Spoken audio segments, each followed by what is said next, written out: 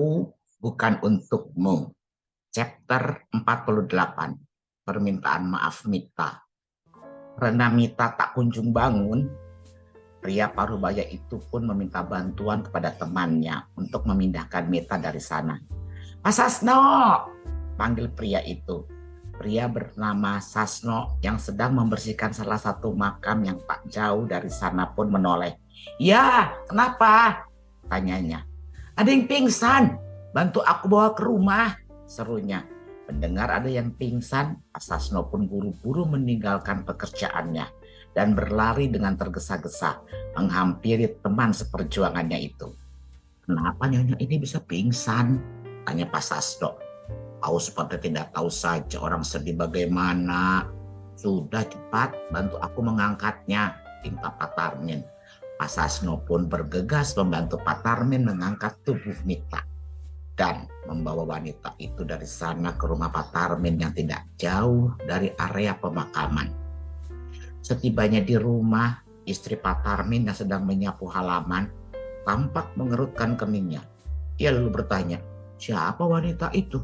Dan kenapa dia? Dengan raut penasarannya sambil mengekori Pak Tarmin dan Pak Sasno ke dalam rumah.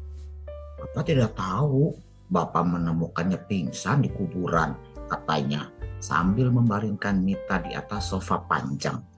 Setelah Mita dibaringkan, istri Pak Tarmin langsung duduk di samping Mita dan berusaha membangunkan Mita dengan sedikit menepuk lengan Mita. Nyonya, Nyonya bangunlah, panggilnya dengan suara lembut. Dan terlihat ada sedikit pergerakan dari jari tangan Mita. Sebentar lagi dia pasti akan sadar. Ibu mau buatkan dulu teh manis, katanya.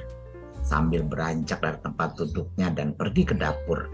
Sementara Pak Tarmin dan Pak Sasno masih berdiri di tempatnya menunggu Mita tersadar. Dan tak berselang lama setelah istri Pak Tarmin pergi, Mita perlahan membuka matanya. Pak Tarmin dan Pak Sasno pun tersenyum. Alhamdulillah, Nyonya sudah bangun, ujar Pak Tarmin. Kalian siapa? Tanya Mita dengan kening yang sedikit berkerut. Sambil perlahan mengubah posisinya menjadi duduk. Dan kenapa saya bisa ada di sini? Ini di mana? Mita mengedarkan pandangannya ke tempat yang terasa asing baginya itu. Saya Tarmin, dan ini Sasno teman saya. Kami penjaga makam dan menemukan Nyonya pingsan di sana. Jadi kami membawa Nyonya ke sini, tutur Pak Tarmin menjelaskan. Saya pingsan, tanya Mita sedikit mengerutkan keningnya.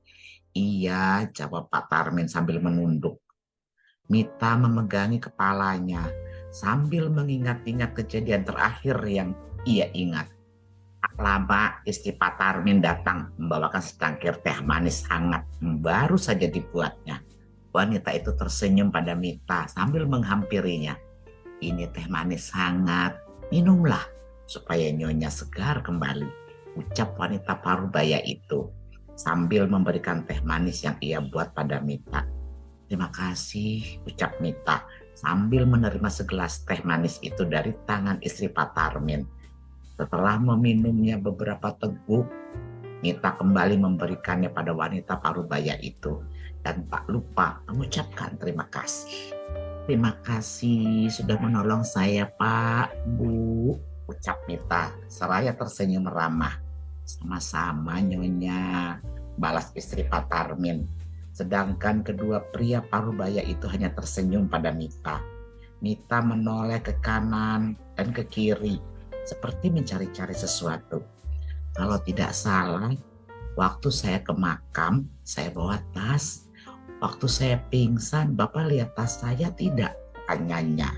Oh, ini Nyonya, kata Pak Tarmin sambil memberikan tas bahu milik Mita yang tadi dibawanya dari atas meja. Lalu memberikan tas mahal itu pada pemiliknya. Terima kasih, ucap Mita sambil menerima tas itu dari tangan Pak Tarmin. Ia lalu membuka tas tersebut, kemudian mengambil beberapa lembar uang pecahan 50.000 dari dalam dompetnya. Bu, ini ada sedikit rezeki buat Ibu dan Bapak. Mohon diterima ya.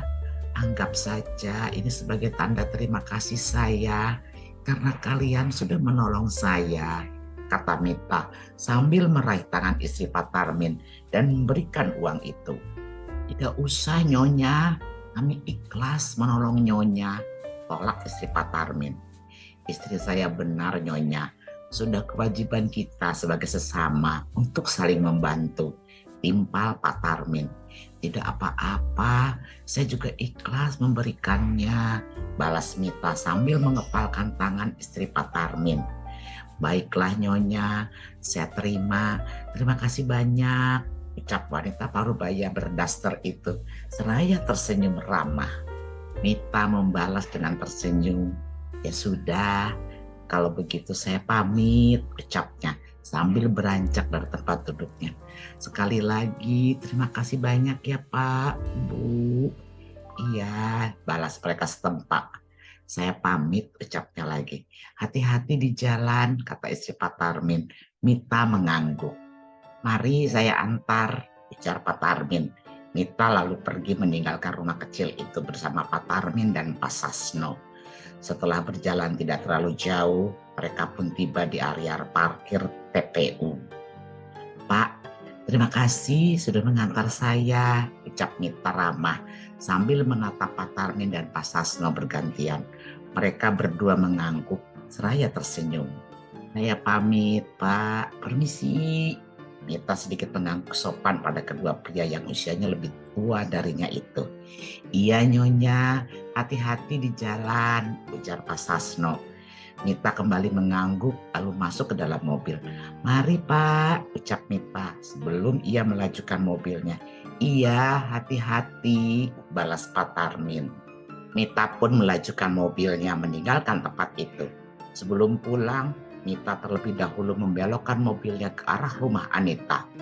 Sebelumnya, ia sudah berjanji pada Freddy kalau ia akan meminta maaf pada Anita karena telah menjadi selingkuhan Herlan.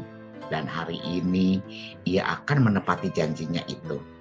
Tapi selain karena janji, itu juga sudah menjadi kewajibannya untuk meminta maaf pada Anita atas apa yang telah ia lakukan, yang sudah pasti sangat menyakiti hati Anita. Tak berapa lama, Mita pun sampai di rumah Anita. Reno yang melihat mobil sedan hitam masuk ke pekarangan rumahnya pun sedikit mengerutkan keningnya. Itu seperti mobil bibi Mita, batinnya bertanya-tanya. Setelah melihat Mita keluar dari mobil, Reno pun berjalan menghampiri ibu dari sahabatnya itu.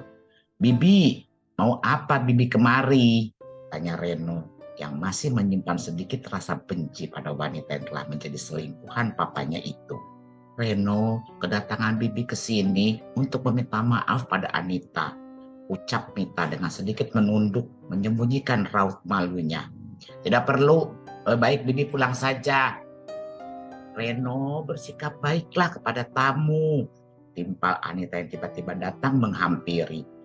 Reno langsung memutar wajahnya menatap Anita yang berjalan ke arahnya.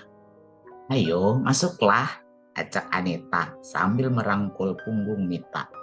Reno hanya menghela napas melihat sikap Anita yang begitu baik.